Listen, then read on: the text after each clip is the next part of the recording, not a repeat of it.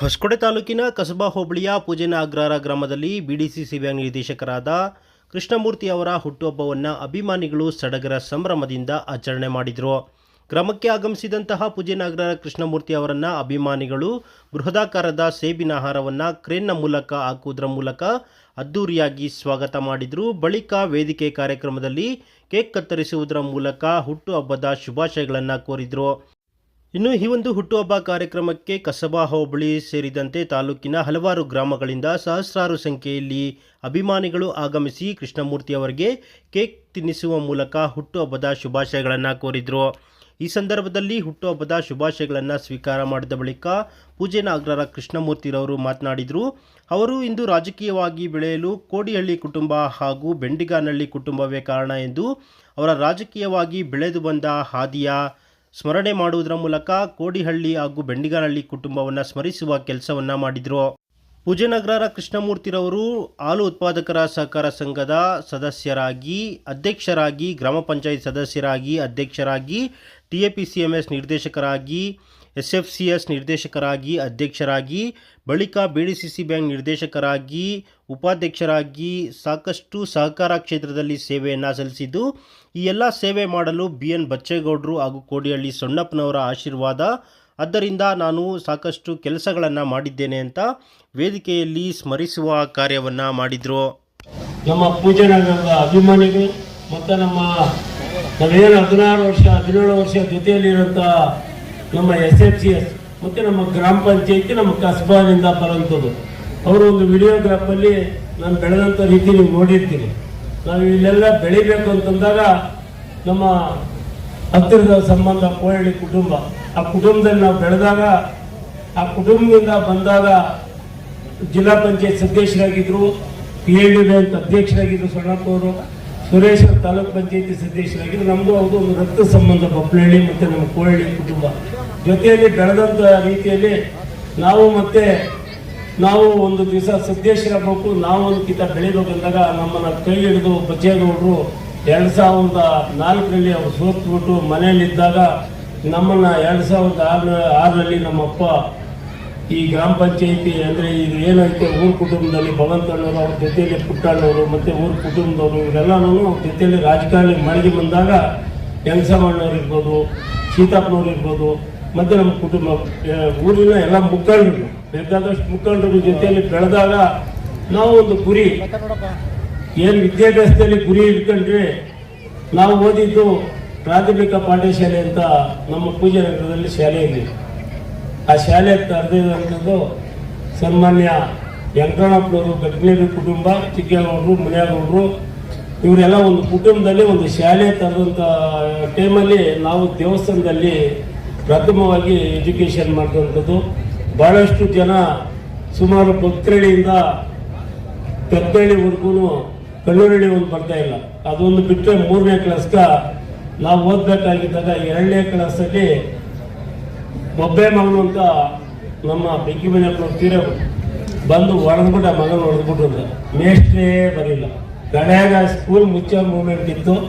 ಆ ಕುಟುಂಬದ ಇದರಿಂದ ಇಲ್ಲಿರೋರು ಗಟ್ಲೇರಿ ಕುಟುಂಬದಲ್ಲಿ ಇಲ್ಲ ದೊಡ್ಡಗಡ್ಡೆ ಶಾಲೆಗೆ ಎಲ್ಲರೂ ಸೇರ್ಕೊಂಡ್ರಿ ಅಂತಂದಾಗ ನಾನು ಮೊದಲೇಕಿತ ಸುನೀಲ್ ಅವರು ಓದ್ತಾ ಇದ್ರು, ಅವ್ರನ್ನ ಸಮೇತ ನಾನು ಎಳಕೆ ಬಂದು ಸ್ಕೂಲ್ ಕಳಿಸ್ತಾ ಇದ್ದೆ. ಕಿರಣ್ ಇವ್ರೆಲ್ಲರೂ ನಾವು 2ನೇ ಕ್ಲಾಸ್ ಓದಿದಾಗ 3ನೇ ಕ್ಲಾಸ್ ಒಂದೇ ವರ್ಷ ಜಂಪ್ ಹೊಡೆದ್ಬಿಟ್ಟೆ.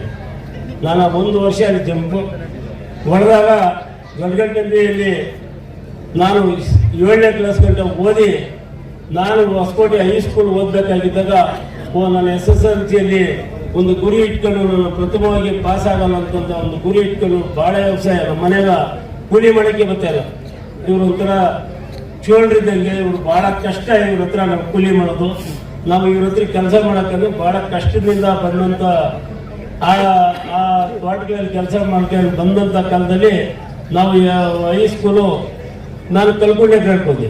ಇಂಗ್ಲೀಷ್ ಮೀಡಿಯಂ ಓದಿದ್ದಾಗ 6 ತಿಂಗಳು ಅಲ್ಲಿ ಓದ್ಬಿಟ್ಟು ಬಂದು 6 ತಿಂಗಳಾದಮೇಲೆ ಜೋಲಾಪುರ್ಗೆ ಬಂದು ನಾನು ಪ್ರೌಢಶಾಲೆಯಲ್ಲಿ ಪ್ರಥಮ SSLCಯಲ್ಲಿ ಪಾಸಾಗಿ ನಾನು ಕಾಲೇಜು ಹೊಸಕೋಟೆ ಪ್ರಥಮವಾಗಿ PUC ಕಾಲೇಜು ಓದಂತು.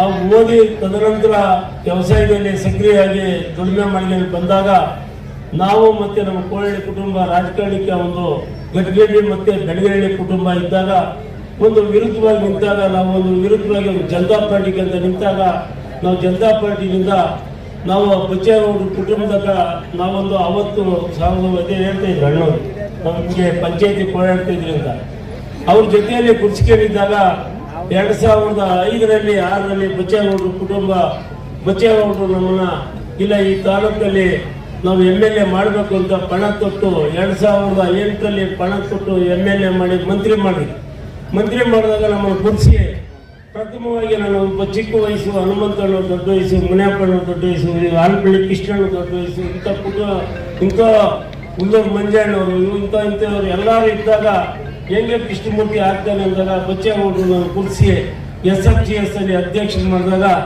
ನಾನು ಬಂದು ಪ್ರಥಮವಾಗಿ ಒಂದೇ ವರ್ಷ ಅಲ್ಲಿ ಅಧ್ಯಕ್ಷರಾಗಿ ಈ ನೆಕ್ಸ್ಟ್ ವರ್ಷ ನಮ್ದು ಗ್ರಾಮ ಪಂಚಾಯತಿ ಬಂದಾಗ ನಮ್ಮ ತಾಯಂದಿರು ತಂದೆಗಳು ಎಲ್ಲರೂ ಯಾರು ನಮ್ಮ ಅಣ್ತಮ್ಮಂದ್ರು ಯಾರ ಕುಟುಂಬ ಸಮಾಜ ಸೇರಿ ನಮ್ಮ ಪೂಜಾನಗರ ಗ್ರಾಮ ಪಂಚಾಯತಿಯಲ್ಲಿ ಪ್ರಥಮವಾಗಿ ನಾನು ಸದಸ್ಯನಾಗಿ ಮಾಡಿದಾಗ ತಾನು ಚೇರ್ಮನ್ ಆಗಬೇಕು ಅಂತ ಗುರಿ ಇಟ್ಕೊಂಡಾಗ ನಾನು ಚೇರ್ಮನ್ ಕ್ಯಾಟಗಿರಿ ಬಂದಿಲ್ಲ. ಯಾಕಂತಂದ್ರೆ ಹಿಂದಿನ ನೆನಪುಗಳಿಗೆ ಇವತ್ತೊಂದು ಬರ್ತ್ಡೇ ಅಂತ ಹೇಳ್ತಾ ಇದ್ದೀನಿ. ಇವಾಗ ನಾನು ಕ್ಯಾಟಗಿರಿ ಬಂದಿಲ್ಲ.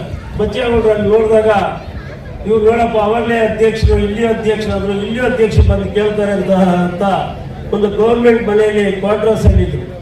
ನಾನೊಂದು ಪಣ ಕೊಟ್ಟಾಗ ಒಂದು ದಯಾನಂದ ಭಂಡಾರಿ ಅಂತಿದ್ದಾಗ ನಾನು ಯಾವ ಥರ ಆಗ್ಬೇಕು ಅಂತ ಒಂದು ಗೈಡ್ಲೈನ್ಸ್ ಕೊಟ್ಟಾಗ ನಾನು ಅದರವಾಗಿ ಆ ಗೈಡ್ಲೈನ್ಸ್ ಅಲ್ಲಿ ಗ್ರಾಮ ಪಂಚಾಯತಿ ಸದಸ್ಯರು ಎಲ್ಲ ಸಮಾಜದವರು ನನಗೊಂದು ಸಹಾಯ ಮಾಡಿ ಅಲ್ಲಿ ಒಂದು ಗ್ರಾಮ ಪಂಚಾಯತಿ ಅಧ್ಯಕ್ಷರಾದಂಥದ್ದು. ಅದ್ರ ಜೊತೆಯಲ್ಲಿ ಯಾರು ಇವತ್ತು SFGS ಅಲ್ಲಿ ನಮ್ಗೆ ಹಿಂದೆ ಆಗ್ಬೋದು ಎಲ್ಲ ಸಮಾಜದವ್ರು ಇರ್ಬೋದು, ಹಿರಿಯರು ಇರ್ಬೋದು, ಬಚ್ಚೇಗೌಡರು ಇರ್ಬೋದು. ಅವತ್ತು ಶರತ್ ಬಚ್ಚೇಗೌಡರು ಇರಲಿಲ್ಲ. ನನ್ಗೆ ಅವತ್ತು ಪಾರದರ್ಶಕವಾಗಿ ಆ ಹಿಸ್ಟ್ರಿಯಲ್ಲಿ ಒಂದು 3-4 ವರ್ಷ ಸ್ವರ್ಣಪ್ಪ ಅವರು ನಮ್ಮನ್ನ ಹಿಂದೆ TAPCMS ಬಂದ್ಬಿಟ್ರು PLD ಬ್ಯಾಂಕಿಂದ. ಆ TAPCMS ಬಂದಾಗ ಆಲ್ಪಳ್ಳಿ ಕೃಷ್ಣಣ್ಣು, ಮುನಿಯಪ್ಪಣ್ಣು, ನ್ಯಾಕಪ್ಪನು ಮತ್ತೆ ಹನುಮಂತಣ್ಣು ಎಲ್ಲರೂ ಇದ್ದಾಗ ನಮ್ಮನ್ನು ಗುರುಸಿ ಪ್ರಥಮವಾಗಿ ನಾವು ಒಂದು ಬಾರಿ ಅಧ್ಯಕ್ಷರಾಗಿದ್ದು. ಅವಾಗ 2 ವರ್ಷ 5 ವರ್ಷ ಇರ್ತಿತ್ತು. ಅದು 5 ವರ್ಷ ತದನಂತರ ಬಂದು ಒಂದು ಬೆಳೆದಂಥ ರೀತಿ ಸತೀಶ್ ಅವರು ಇವರು ಹೇಳಿದ್ರು ನಾವು ಯಾವ ಥರ ರೀತಿ ನಾವು ಬೆಳೆಸ್ಕೊಂಡ್ಬಂದ್ರೆ ಗ್ರಾಮ ಪಂಚಾಯತಿ ಅಧ್ಯಕ್ಷರಾಗಿ ಎಲ್ಲ ಬಂದಾಗ ಅದೇ ಬ್ಯಾಂಕಲ್ಲಿ ನಾವು ಕುಂತ್ಕೊಂಡ್ಬಂದಾಗ ಅದೇ ಬಚ್ಚೇಗೌಡರು ನಾನು ಕುರ್ಸಿ ಮಾಡಿ ನೀನೆಲ್ಲ ಗ್ರಾಮ ಪಂಚಾಯತಿ ಅಧ್ಯಕ್ಷರಾಗಿದೆಯಾ, ಈಗಿನ ಜಿಲ್ಲಾ ಪಂಚಾಯತ್ ಆಸೆ ಪಟ್ಟಿದ್ಯಾ, ನೀನು ಜಿಲ್ಲಾ ಪಂಚಾಯತ್ಗೆ ಹೋಗ್ಬೇಕು ಅಂತ ಒಂದು ತೀರ್ಮಾನ ಮಾಡಿದಾಗ ನಾವು ಈ ಕ್ಷೇತ್ರದಿಂದಲೇ ಜಿಲ್ಲಾ ಪಂಚಾಯತಿ ಅಧ್ಯಕ್ಷರಾಗಿ ಅಲ್ಲಿ ಬಂದಂತ ಕಾಂಗ್ರೆಸ್ ಪಾರ್ಟಿ ನಾನು ಭಾರತೀಯ ಜನತಾ ಪಾರ್ಟಿ ಒಳಗಡೆ ಇದ್ದಾಗ ನನ್ನ ಕುರ್ಸಿ ಅದೇ ಕಾಂಗ್ರೆಸ್ ಪಾರ್ಟಿಯವರು ಇಲ್ಲ ನೀನು ಬಾ ಒಂದು ಕೃಷಿ ಮತ್ತು ಕೈಗಾರಿಕೆ ಅಧ್ಯಕ್ಷರು ಮಾಡ್ತೀನಿ, ನಿನ್ನ ಒಂದು ನಡವಳಿಕೆಗಳು ನಿನ್ನ ಸ್ನೇಹ ನಿನ್ನ ಬಳಗ ನನಗೆ ಬೇಕು ಅಂತ ಅಂದ್ಬಿಟ್ಟು ಅವರೇ ಒಂದು ತೀರ್ಮಾನ ಮಾಡಿ ನಾವು ಇದ್ದಿದ್ದೆ 3 ಜನ ಇಡೀ ಗ್ರಾಮಾಂತರ ಜಿಲ್ಲೆಯಲ್ಲಿ ನಮಗೆ ಕೊಡಬೇಕು ಅಂತ ಎಲ್ಲಿಯೂ ಒಂದು ತೀರ್ಮಾನ ಆಗಿಲ್ಲ. ಕೃಷ್ಣಬೈರೇಗೌಡರು ಕೃಷಿ ಮಂತ್ರಿ ಆಗಿದೆ. ಅಂಥ ಟೈಮಲ್ಲಿ ನಮ್ಮನ್ನು ಅಲ್ಲಿ ಇವತ್ತು ಗ್ರಾಮಾಂತರದಾಗ ನಮ್ಮ ಜಿಲ್ಲಾ ಪಂಚಾಯತಿ ಸದಸ್ಯರು ನಾವು ಇವತ್ತು ಪಕ್ಷ ಬದಲಾದ ನಂತರ ಅವರು ನಮ್ಮ ಪಕ್ಷದಲ್ಲಿದ್ದಾಗ ಕೆಲವರೆಲ್ಲ BJPನಾಗಿದ್ದಾಗ ಇವತ್ತು ನಮ್ಮ ಸ್ನೇಹ ಬಳಗ.